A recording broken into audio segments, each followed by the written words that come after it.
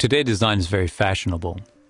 People are becoming more and more sophisticated consumers who talk about design objects, design trends, designer products.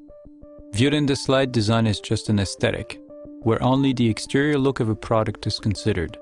It is not understood as a process that endeavors to deliver functionality. Le problème du design, c'est que très vite, si tu parles du design, voilà, t'es fashion, t'es à la mode, c'est hype, c'est trop bien. C'est aussi cette image qu'il faut casser un petit peu parfois. Ces designers, ils rêvent, ils se permettent tout, c'est facile. Non, on est designers industriels. C'est pas que de l'esthétique comme beaucoup pensent, c'est aussi beaucoup de l'utilitaire, du pratique, du bon sens. Ça va dans une évolution constante du quotidien de tout un chacun.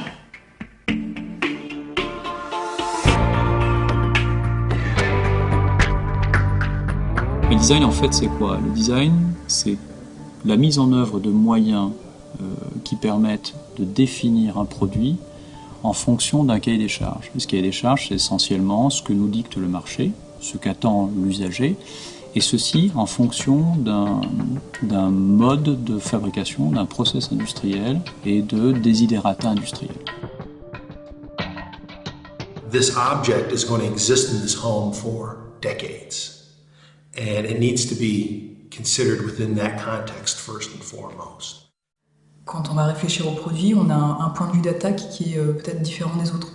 Et on a une approche qui est vraiment centrée utilisateur. On se dit qu'on a de plus en plus de gens à toucher, à observer, et il faut répondre à leurs rêves, à leurs attentes. Et donc on est là pour ça et c'est passionnant. Passion and observation are the two fundamental qualities of a designer.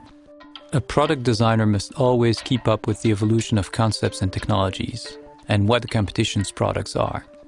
But he also must follow social, economic, and environmental trends, and of course, style trends too. A designer is not an artist, and he's not an engineer either. A designer is someone who's at the crossroads of technical, commercial, and cultural constraints. He brings together the demands of all the stakeholders to create a product which provides function, added value, and aesthetic quality to the client.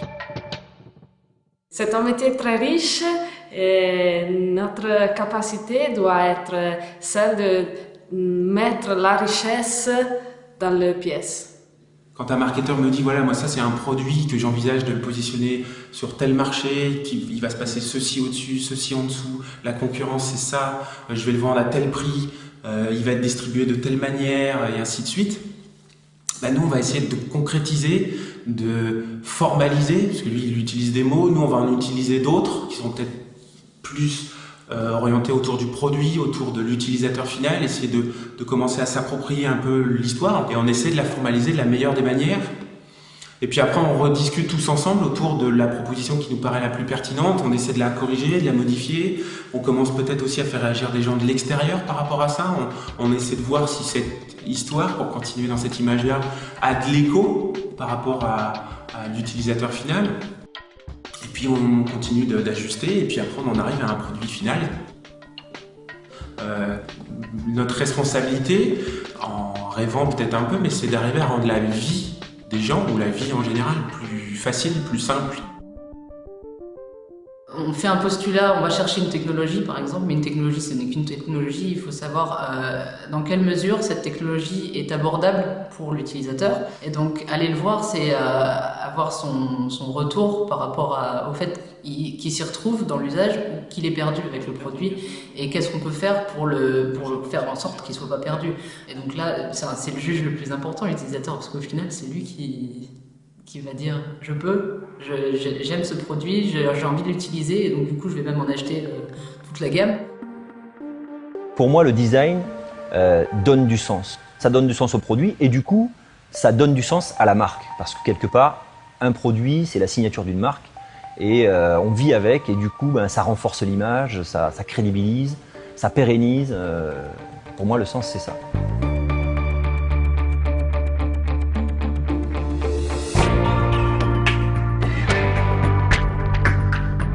La fonction design, elle est rattachée à la stratégie et au marketing stratégique. Et c'est pas neutre comme localisation, parce que ça veut dire qu'elle se situe au départ des grandes tendances du groupe.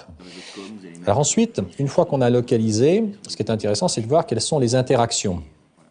Les interactions du design sont à peu près avec l'ensemble des acteurs du groupe.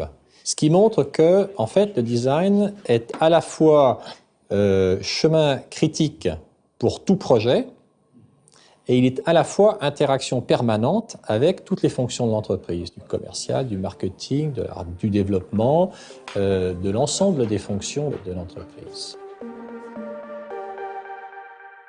Je suis qu'un liant, finalement, qui n'est pas obligatoirement visible à la fin, mais ce liant un peu justement à la fois transversal, mais aussi vertical, qui va faire travailler ensemble un bureau d'études, un service marketing, et puis aussi un machiniste qui va plier des tôles et qui va faire de l'extrusion dans l'usine.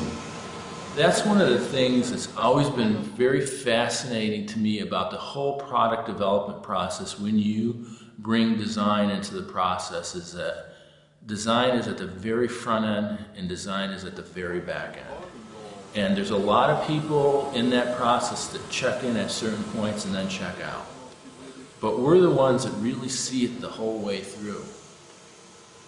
Le designer, c'est sur lui que repose cette responsabilité, on va dire, d'image et de transversalité de l'image entre les différents produits sur lesquels il va travailler.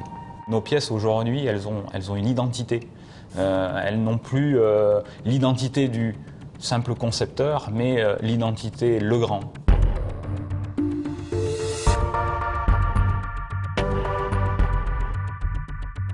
At Legrand, the responsibility of the design department is clearly an operational one. With passion and simplicity, we design the right products, the right solutions, with the added value that is crucial to our growth as a company. The other responsibility of design is to anticipate technological and societal trends, which in turn will help the company better negotiate its business decisions. Will help the company figure out which long-term research and anticipation programs to put into place in order to deliver the products and the services that our customers are and will be expecting. This sort of anticipation is critical to us at Design Legrand. L'équipe design, elle doit aussi nous alimenter sur des réflexions à long terme, qui ne sont pas des produits pour demain matin ou même après-demain, qui sont des produits peut-être pour dans 5 ans et au-delà, mais qui vont être des fils conducteurs et qui vont faire qu'on du coup on va avancer vers ce chemin-là, on va construire derrière peut-être une stratégie pour aller vers là. Tout ceci, c'est quelque chose qui est en amont du caractère opérationnel, par exemple d'un développement de produits, de l'apport de fonctionnalités, de la fabrication bien sûr, et qui donc participe sur un plan stratégique à que veut-on faire dans nos métiers pour faire en sorte de sortir d'une banalisation, d'apporter des systèmes, d'être reconnu comme un acteur avec une marque emblématique et qui fait que demain on peut vendre plus de produits avec plus de valeur ajoutée esthétique, plus de valeur ajoutée technique à des prix plus élevés.